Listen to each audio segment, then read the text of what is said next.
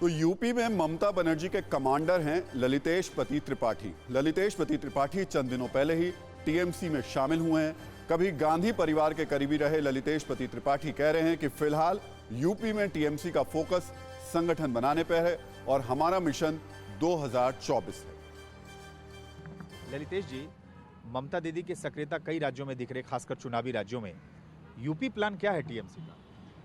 उत्तर प्रदेश में क्योंकि ममता बनर्जी जब के साथ हम लोग सब शामिल हुए थे तो उस समय कोई तैयारी नहीं थी उत्तर प्रदेश के विधानसभा के चुनाव के लिए।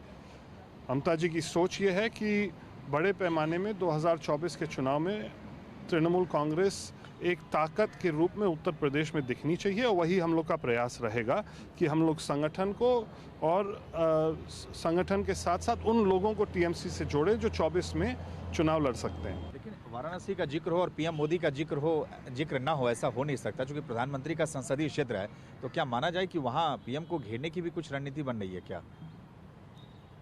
अभी हम लोगों का 24 के चुनाव लड़ने का उद्देश्य भी तो वही है कि हम लोग देश के प्रधानमंत्री के विकल्प के रूप में आदरणीय ममता बनर्जी को सामने रखना चाहते हैं। और अगर हम लोग कार्य वाराणसी से शुरू करें तो ये स्वाभाविक है कि आप लोग और देश के लोग उसको उस दृष्टि से भी देखेंगे। पर हम लोगों का मुख्य उद्देश्य ये था क्योंकि वहाँ पे कुछ हम लोगों की ताकत है, वहाँ पे हम लोगों की कुछ तैयारी है, इसीलिए हम लोग की इच्छा थी। और आदरणीय ममता बनर्जी की भी इच्छा बहुत दिन से थी कि वो काशी आए, दर्शन करें, माँ विंध्यवासिनी का दर्शन करें। तो ये सारे कार्यक्रम एक साथ लेके हम लोग इस तैयारी में थे। ललितेश पति त्रिपाठी मिशन 2024 की बात कर रहे हैं, लेकिन असल में इसका ट्रायल 2022 में होना है।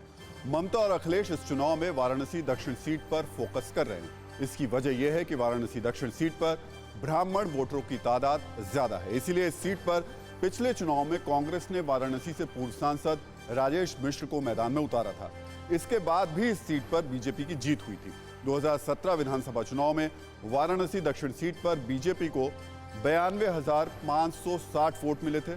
दूसरे नंबर पर रही कांग्रेस को 75,334 वोट मिले थे। बीजेपी ने यह सीट 17,226 वोट से जीती थी। इस सीट से पहली बार विधायक बने डॉक्टर नीलकंठ तिवारी को योगी सरकार में स्वतंत्र प्रभार का राज्य मंत्री भी बनाया गया। इसीलिए ममता और अखिलेश मिलकर इस सीट पर बीजेपी के लिए चुनौती खड़ी करना चाहते हैं। अटकलें हैं कि कांग्रेस छोड़कर टीएमसी में शामिल हुए ललितेश पति त्रिपाठी वाराणसी दक्षिण सीट से चुनाव लड़ सकते हैं। ममता की कोशिश इस सीट पर ललितेश पति त्रिपाठी को उतारकर नाराज ब्राह्मण वोट को अपने साथ जोड़ने की है। बीजेपी को उसके गढ़ में मजबूत चुनौती देने की है। वाराणसी में बीजेपी को चुनौती देकर मीडिया में जगह बनाना, प्रधानमंत्री मोदी के संसदीय क्षेत्र में बीजेपी को चुनौती देकर बीजेपी विरोध का चेहरा बनना भी है। ममता जानती हैं कि अगर वो वाराणसी में बीजेपी के मजबूत किले के जीतने में कामयाब हुई तो उनकी एक सीट पर जीत पूरे यूपी चुनाव में दूसरे दलों पर भारी पड़ेगी। अखिलेश यादव भी ममता के इस प्लान को बखूबी जानते हैं। इसलिए अखिलेश के सहयोगी दलों ने अभी से ब्राह्मण वोटों के लिए बयानबाजी शुरू कर दी। 100% पिछड़ा दलित विरोधी सरकार है। इस सरकार में पंडित जी लोगों का खूब धुन आई है। योगी की सरकार है, राजपूत की सरकार है। कल तक तो ये भी कहते थे ना कि अहिर की सरकार है। तो अब तो ये ठाकुर है ना, छत्री है ना, तो छत्री की ना सरकार है। थाने पर जाके देखिए, जो कल ये उंगली उठाते थे कि हर थाने पर खाली अहिरे हैं, तो हर थाने पर तो ठाकुर भेज दिए हैं। और क्या कर रहे हैं? जातिवाद सबसे ज्यादा तो भाजपा में जातिवाद है। यूपी में आज ममता बनर्जी समाजवादी पार्टी का समर्थन कर रही हैं। इस समर्थन में ममता और अखिलेश अपना अपना फायदा देख रहे हैं। अखिलेश की नजर 2022 पर है और ममता बनर्जी की नजर 2024 पर है। ऐसे में सवाल ये कि क्या 2024 में भी ये गठबंधन और दोस्ताना कायम रहेगा?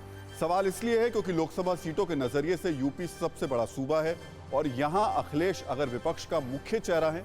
सवाल यह कि अगर अगले लोकसभा चुनाव में समाजवादी पार्टी को टीएमसी से ज्यादा सीट मिलती हैं तो क्या अखिलेश ममता का समर्थन करेंगे?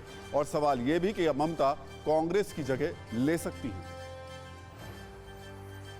किसी भी रीजनल पार्टी में मुझे ये नहीं लगता है कि वो कभी राष्ट्रीय पार्टी का वो जगह ले लेगी जो कांग्रेस की है। आप वो सबको समझौता करके आप हासिल कर लें, फिर एकजुट हो जाए, जैसे वही कि जन मोर्चा और फलाना उसकी सरकार बन जाए, कुछ भी कर लें आप, लेकिन नतीजा क्या हुआ? कारण ये होता है कि जब रीजनल फोर्सेस इकट्ठा होंगी तो ये तय जान लीजिए कि उसमें रीजनल इंटरेस्ट हावी होंगे और वही झगड़े का कारण होता है। तो सेंट्रल हित हमेशा पीछे रह जाते हैं और जनता फिर ऊब जाती है। परवाह देश की, सोमवार से शुक्रवार रात 10 बजे TV9 भारतवर्ष पर।